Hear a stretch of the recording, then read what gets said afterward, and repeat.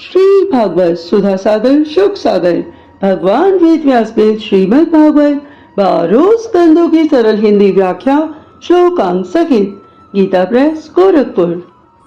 आप सुन रहे हैं दूसरा अध्याय भगवान के स्थूल और सूक्ष्म रूपों की धारणा तथा कर्म मुक्ति और सदो मुक्ति का वर्णन। श्री सुखदेव जी कहते हैं, सृष्टि के प्रारंभ में ब्रह्मा जी ने इसी धारणा के द्वारा प्रसन्न हुए भगवान से सृष्टि विषयक समृद्धि प्राप्त की थी, जो पहले प्रलय काल में विलुप्त हो गई थी। इससे उनकी दृष्टि अमोद और बुद्धि की निश्चय आत्मिका हो गई। तब उन्होंने इस जगत को वैसे ही रचा जैसा कि ये प्रलय के पहले था। वेदों की वर्णन शैली ही इस प्रकार की है कि लोगों की बुद्धि स्वर्ग आदि निरर्थक नामों के फेर में फंस जाती है। जीव वहां सुख की वासना में स्वप्न सा देखता हुआ भटकने लगता है, किंतु उन माया में लोगों में कहीं भी उसे सच्चे सुख की प्राप्ति नहीं होती। इसलिए विद्वान पुरुषों को चाहिए कि ये विविध नाम वाले पदार्थों से उतना ही व्यवहार करें जितना प्रयोजनीय है। अपनी बुद्धि को उनकी निस्सारता के निश्चय से परिपूर्ण रखें और एक क्षण के लिए भी असावधान न हो। यदि संसार के पदार्थ प्रारब्धवश बिना परिश्रम के यूं ही मिल जाए, तब उनके लिए उपार्जन का परिश्रम व्यर्थ समझकर उनके लिए कोई प्रयत्न ना करें। जब जमीन पर सोने से काम चल सकता है, तब पलंग के लिए प्रयत्न करने से क्या प्रयोजन।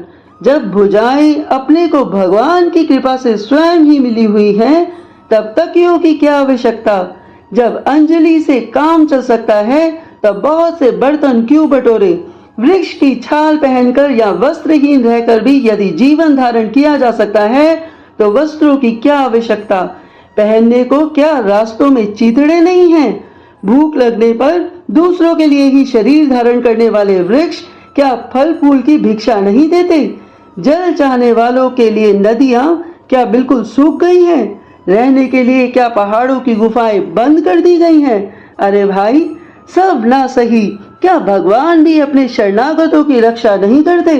ऐसी स्थिति में बुद्धिमान लोग भी धन के नशे में चूर घमंडी धनियों की चापलूसी क्यों करते रहते हैं। इस प्रकार विरक्त हो जाने पर अपने हृदय में नित्य विराजमान स्वतः सिद्ध आत्मस्वरूप परम प्रियतम परम सत्य जो अनंत भगवान है, बड़े प्रेम और आनंद से दृढ़ निश्चय करके उन्हीं का भजन करें, क्योंकि उनके भजन से जन्म मृत्यु के चक्कर में डालने वाले अज्ञान का नाश हो जाता है। पशुओं की तो बात ही अलग है, परंतु मनुष्यों में भला ऐसा कौन है जो लोगों को इस संसार रूप वैतरणी नदी में गिरकर अपने कर्म जन्य दुखों को भोगते हुए देखकर भी भगवान का मंगल में चिंतन नहीं करेगा और इन नसक्त विषय भोगों में ही अपने चित्त को भटकने देगा। कोई कोई साधक अपने शरीर के भीतर हृदय आकाश में विराजमान भगवान के प्रादेश मात्र स्वरूप की धारणा करते हैं। वे ऐसा ध्यान करते हैं कि भगवान की चार भुजाओं में शंख चक्र गदा और पद्म है। उनके मुख पर प्रसन्नता झलक रही है। कमल के समान विशाल और कोमल नेत्र हैं। कदम के पुष्पों की केसर के समान पीला वस्त्र धारण किए हुए हैं। भुजाओं में श्रेष्ठ रत्नों से जड़े हुए सोने के बाजूबंद शोभायमान है। सिर पर बहुत ही बड़ा सुंदर मुकुट और कानों में कुंडल हैं, जिनमें जड़े हुए बहुमूल्य रत्न जगमगा रहे हैं। उनके चरण कमल योगेश्वरों के खिले हुए हृदय कमल के कर्णिका पर विराजित हैं। उनके हृदय पर श्री वत्स का चिन्ह एक सुनहरी रेखा है।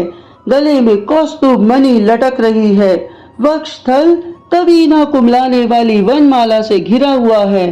वह कमर में करधनी, उंगलियों में बहुमूल्य अंगूठी, चरणों में नुपुर और हाथों में कंगन आदि आभूषण धारण किए हुए हैं। उनके बालों की लटें बहुत चिकनी, निर्मल, घुंघराली और नीली हैं। उनका मुख कमल मंद मंद मुस्कान से खिल रहा है। लीलापूर्ण उन्मुक्त हास्य और चितवन से शोभायमान बोहों के द्वारा वह भक्त जनों के अनंत अनुग्रह की वर्षा कर रहे हैं। जब तक मन इस धारणा के द्वारा स्थिर न हो जाए तब तक बार बार इन चिंतन स्वरूप भगवान को देखते रहने की चेष्टा करनी चाहिए। भगवान के चरण कमलों से लेकर उनके मुस्कान युक्त मुख कमल प्रयत्न समस्त अंगों की एक एक करके बुद्धि के द्वारा धारणा करनी चाहिए। जैसे जैसे बुद्धि शुद्ध होती जाएगी वैसे वैसे चित्त स्थिर होता जाएगा।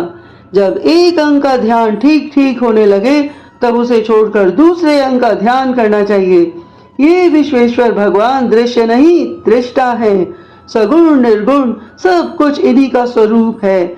जब तक इनमें अनन्य प्रेममय भक्ति योग न हो जाए तब तक साधक को नित्य नैमित्तिक कर्मों के बाद एकाग्रता से भगवान के उपयुक्त स्थूल रूप का ही चिंतन करना चाहिए।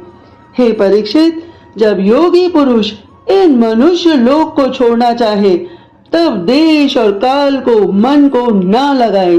सुखपूर्वक स्थिर आसन से बैठकर प्राणों को जीतकर मन से इंद्रियों का संयम करे। तदंतर अपनी निर्मल बुद्धि से मन को नियमित करके मन के साथ बुद्धि को क्षेत्रज्ञ में और क्षेत्रज्ञ को अंतरात्मा में लीन कर दे। फिर अंतरात्मा को परमात्मा में लीन करके धीर पुरुष उस परम शांति में अवस्था में स्थित हो जाए। फिर उसके लिए कोई कर्तव्य शेष नहीं रहता। इस अवस्था में सत्य गुण भी नहीं रहता। फिर रजोगुण और तमोगुण की तो बात ही क्या है। अहंकार, महत्व और प्रकृति भी यहाँ अस्तित्व में नहीं है। उस स्थिति में जब देवताओं के नियामक काल की दाल नहीं गलती तब देवता और उनके अधीन रहने वाले प्राणी तो रह ही कैसे सकते हैं।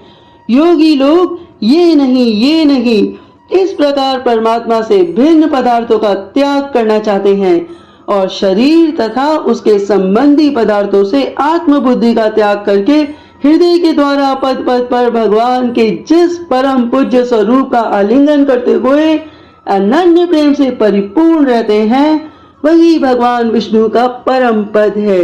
इस विषय में समस्त शास्त्रों की सम्मति है। ज्ञान दृष्टि के बल से जिसके चित्त की वासना नष्ट हो गई है उस ब्रह्मनिष्ठ योगी को इस प्रकार अपने शरीर का त्याग करना चाहिए। पहले एड़ी से अपनी गुदा को दबाकर स्थिर हो जाएं और तब बिना घबराहट के प्राण वायु को षट चक्र भेदन की रीति से ऊपर ले जाएं।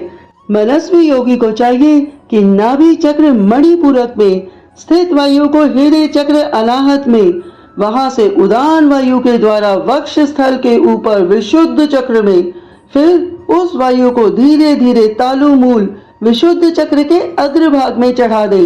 तदंतर 2 आंख, 2 कान, 2 नासा छिद्र और मुख, इन 7 छिद्रों को रोककर उस तालु मूल से स्थित वायु को बोह के बीच आज्ञा चक्र में लाएं।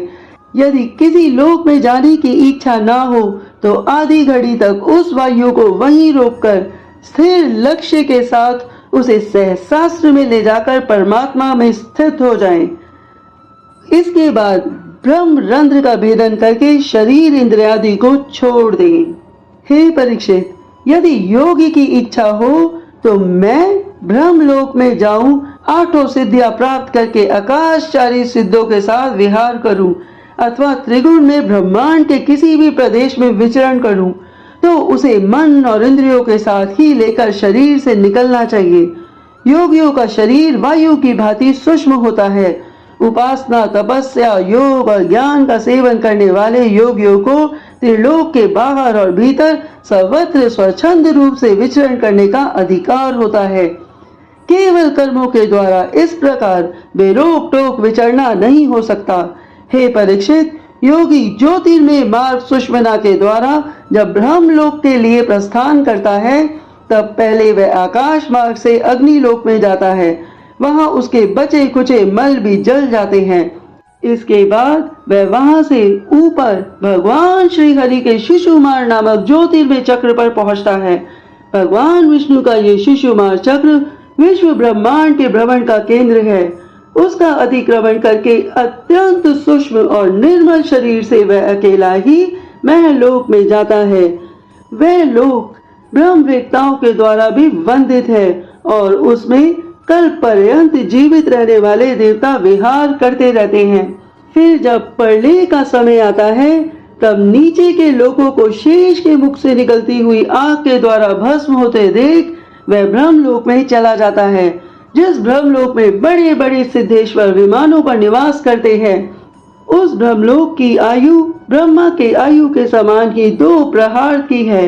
वहाँ न शोक है, न दुख है, न बुढ़ापा है, न मृत्यु। फिर वहाँ किसी प्रकार का उद्वेग या भय तो हो ही कैसे सकता है। वहाँ यदि दुख है तो केवल एक बात का, वह यही है कि परम पद को जानने वाले लोगों के जन्म मृत्यु में अत्यंत घोर संकटों को देखकर दयावश वहाँ के लोगों के मन में बड़ी व्यथा होती है। सत्यलोक में पहुँचने के पश्चात वह योगी निर्भय होकर अपने सूक्ष्म शरीर को पृथ्वी से मिला देता है और फिर उतावली ना करते हुए 7 आवरणों का भेदन करता है।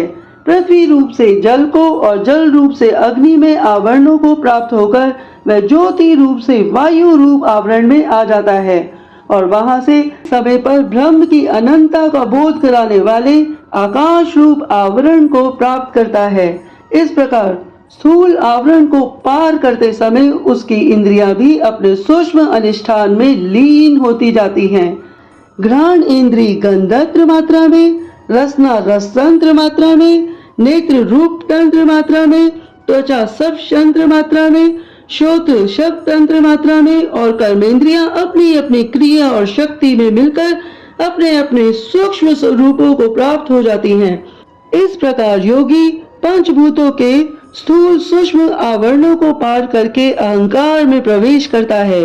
वहाँ सूक्ष्म भूतों को तामस अहंकार में, इंद्रियों को राजस अहंकार में तथा मन और इंद्रियों के अधिष्ठाता देवताओं को सात्विक अहंकार में लीन कर देता है। इसके बाद अहंकार के स्थित लय रूप गति के द्वारा महत्व में प्रवेश करके अंत में समस्त गुणों में लय स्थान प्रकृति रूप के आवरण में जा मिलता है। हे परीक्षित, महाप्रलय के समय प्रकृति रूप आवरण का भी लय हो जाने पर वह योगी स्वयं आनंद स्वरूप होकर अपने उस निवारण रूप से आनंद स्वरूप शांत परमात्मा को प्राप्त हो जाता है। जिसे इस भगवान में गति की प्राप्ति हो जाती है, उसे फिर इस संसार में नहीं आना पड़ता। हे परीक्षित, तुमने जो पूछा था उसके उत्तर में मैंने वेदोक्त द्वैत सनातन मार्ग सदो मुक्ति और कर्म मुक्ति का तुमसे वर्णन किया। पहले ब्रह्मा जी ने भगवान वासुदेव की आराधना करके उनसे जब प्रश्न किया था, तब उन्होंने उत्तर में इन्हीं दोनों मार्गों की बात ब्रह्मा जी से कही थी। संसार चक्र में पड़े हुए मनुष्य के लिए जिस साधन के द्वारा उसे भगवान श्री कृष्ण की अनन्य प्रेममयी भक्ति प्राप्त हो जाए, उसके अतिरिक्त और कोई भी कल्याणकारी मार्ग नहीं है। भगवान ब्रह्मा ने एकाग्रचित्त से सारे वेदों का 3 बार अनुशीलन करके अपनी बुद्धि से यही निश्चय किया कि जिससे सर्वात्मा भगवान श्री कृष्ण के प्रति अनन्य प्रेम प्राप्त हो, वही सर्वश्रेष्ठ धर्म है। समस्त चर अचर प्राणियों में उनके आत्मा रूप से भगवान श्री कृष्ण ही लक्षित होते हैं, क्योंकि ये बुद्धि आदि दृश्य पदार्थ उनका अनुमान कराने वाले लक्षण है। वही श्री कृष्ण इन सब के साक्षी एकमात्र दृष्टा है। हे परीक्षित, इसलिए मनुष्यों को चाहिए कि सब समय और सभी स्थितियों में अपनी ही संपूर्ण शक्ति से भगवान श्री हरि का ही श्रवण, कीर्तन और स्मरण करें। जैसे राजन संत पुरुष आत्मस्वरूप भगवान की कथा का मधुर अमृत बांटते ही रहते हैं, जो अपने कान के दोनों में भर भर कर उनका पान करते हैं, उनके हृदय से विषयों का विषैला प्रभाव जाता रहता है। वह शुद्ध कमल हो जाता है और वह भगवान श्री कृष्ण के चरण कमलों की सन्निधि प्राप्त कर लेते हैं। अभी हम सुन रहे थे श्रीमद् भागवत के द्वितीय स्कंद का 2रा अध्याय और हम सुनेंगे 3रा अध्याय, कामनाओं के अनुसार विभिन्न देवताओं की उपासना तथा भगवत भक्ति के प्राधान्य का निरूपण। आगे आप सभी लोगों ने श्रीमद् भागवत में जो भक्ति का गोता लगाया, आपके अंदर बैठी आत्मा, आपकी ऊर्जा शक्ति को मेरा बारंबार प्रणाम है। भगवान श्री हरि आप सभी का कल्याण करें।